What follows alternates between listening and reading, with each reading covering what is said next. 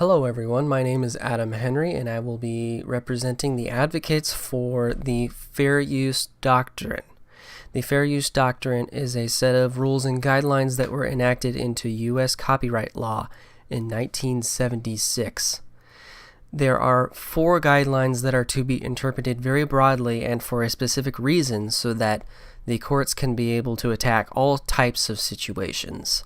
The first is that they need to look at the copyrighted work that was used and look at the purpose and nature of the use, including whether or not it was for commercial purposes or for nonprofit educational purposes. Using somebody's song and altering it just a tiny bit and then releasing it as a new song, bad, versus taking a song and using it for analysis in a music composition class, good, educational purposes. They need to look at the nature of the copyrighted work. What is its purpose, so to speak? They need to look at the amount and significance of the portion used. Once again, did you use a small bit of a song, small bit of a poem, small bit of just a couple excerpts from a book, or did you use like a whole half of a movie? And they also need to look at the effect of the use on the potential market for or the value of the copyrighted work. So this is the one that they weigh on the most heavily.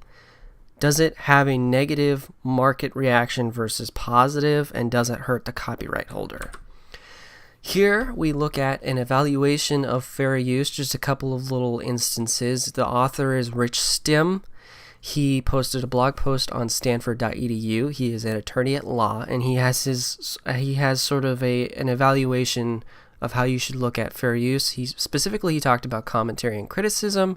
He says if you are commenting upon or critiquing a copyrighted work, for instance, writing a book review, fair use principles allow you to reproduce some of the work to achieve your purposes. Some examples of commentary and criticism include quoting a few lines from a Bob Dylan song in a music review, summarizing and quoting from a medical article on prostate cancer in a news report, so on and so forth. He also takes some time to define parody. He says a parody is a work that ridicules another, usually well-known work, by imitating it in a comic way. Judges understand that, by its nature, parody demands some taking from the original work being parodied. Unlike other forms of fair use, a fairly extensive use of the original work is permitted in a parody in order to conjure up the original. Here we look at fair use as it pertains to YouTube. A lot of YouTubers are aware of the concept of fair use and need to incorporate that concept into how they construct videos, because a lot of user-made content pulls from other people's works. Here we have Philip Defranco, a prominent news YouTuber who has been on YouTube since the beginning. He takes his articles, condenses them, and helps you to understand them in a very digestible manner. And here he will describe a more recent fair use case that has come out within the last year or so.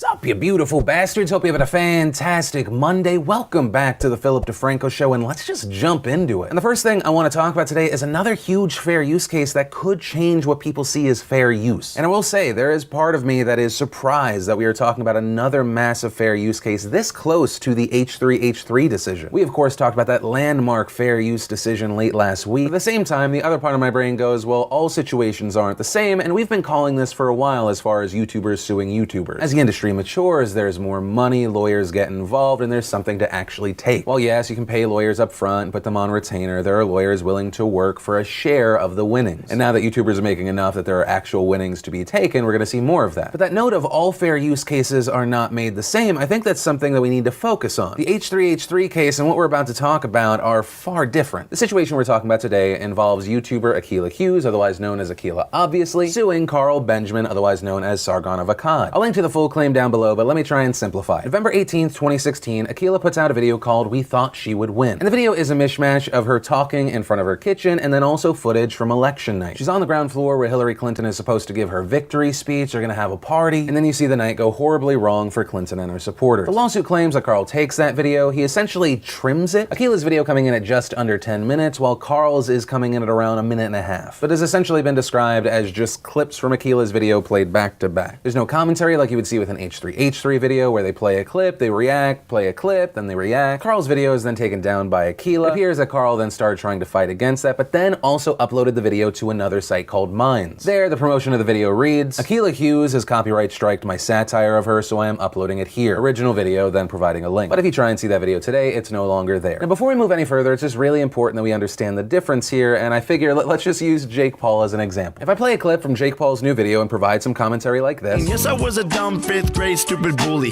Still forget that shit, man, it ain't coolie. Did he just rhyme bully and coolie? I just gotta make sure this isn't like 12-year-old slang that I'm not aware of.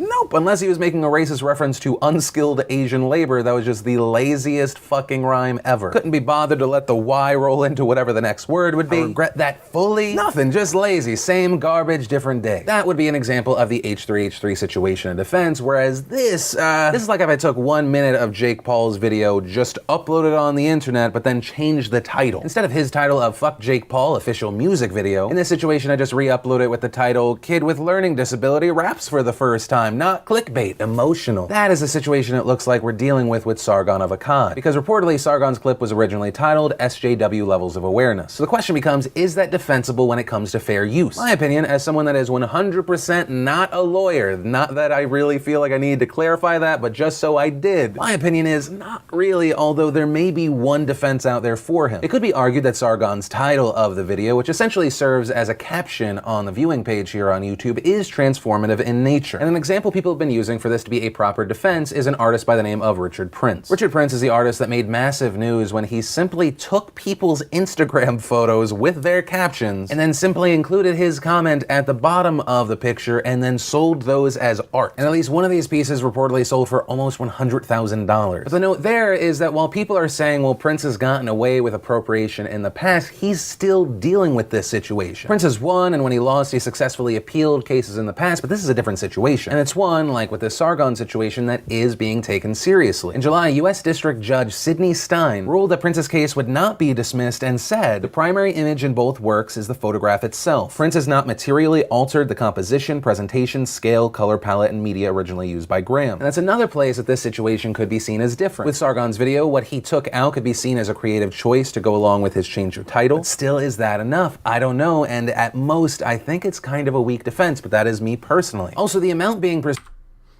So here I wanted to point out a couple of things in this video. First, Philip Defranco takes time to put in lots of images and graphics as well as text, all of these which could be copyrighted. However, they are limited in use and allow him to illustrate his point and help you understand what is going on in the news. And so because of this, a lot of this will fall under the title and umbrella of fair use. The other thing that I wanted to point out was his use of the term transformative in nature, and this falls into the next slide here, where we talk about how can we know what is fair use. And specifically, I found a site by the name of copyright.gov fair use index, where they have a catalog of every single court decision, what it was about, and whether or not they called it under fair use or not fair use. This particular little summation that I found was easily searchable, just looking under some filters and looking for stuff related to media.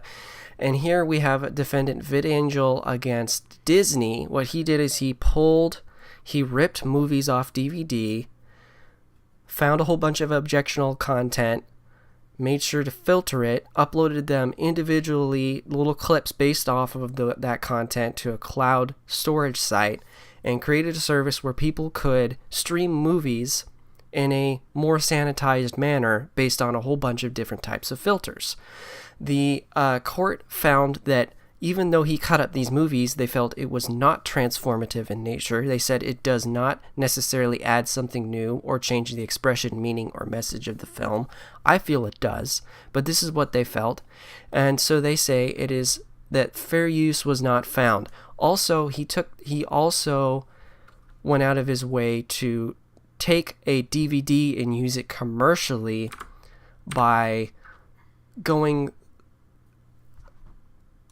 the anti-circumvention section of the DMCA Copyright Act. This is the Digital Millennium Copyright Act, and people use this as a way to help you with copyright instances in the new age, digital millennium. And so the provisions or main points of this act are the anti-circumvention, where somebody goes out of their way to break encryption so that they can use a copyrighted material in a way that isn't exactly kosher. And then there's also the safe harbor part of the act, where sites like Google, YouTube, Facebook are held less liable for when somebody posts copyrighted content onto their platform that they haven't been able to get to in terms of pulling it down because it is copyrighted. I've run into the term DMCA takedown before. I have helped my parents run a site called dragadesigns.com. It is their business, and back in 2016, somebody filed a DMCA takedown against us. It is this guy in a Western European country that filed the DMCA takedown with Google, so our site was removed from Google search terms, which means we were not able to find it. And I was able to appeal it, say, look, GoDaddy has been pointing to this guy's site by accident. That's why he created the DMCA takedown. And so because of that, we really didn't do anything wrong. We were able to get it back up onto Google search terms, and everything was fine. So anyways, these are all sorts of things that help to police when people abuse fair use and abuse copyright. Here are my sources. Specifically, I believe that fair use is something that needs to persist. It is the reason that content that you just saw from Philip DeFranco exists on YouTube, as opposed to a whole bunch of other content as well that pops up on YouTube. And I feel it just needs to transform. It needs to transform to go with the times.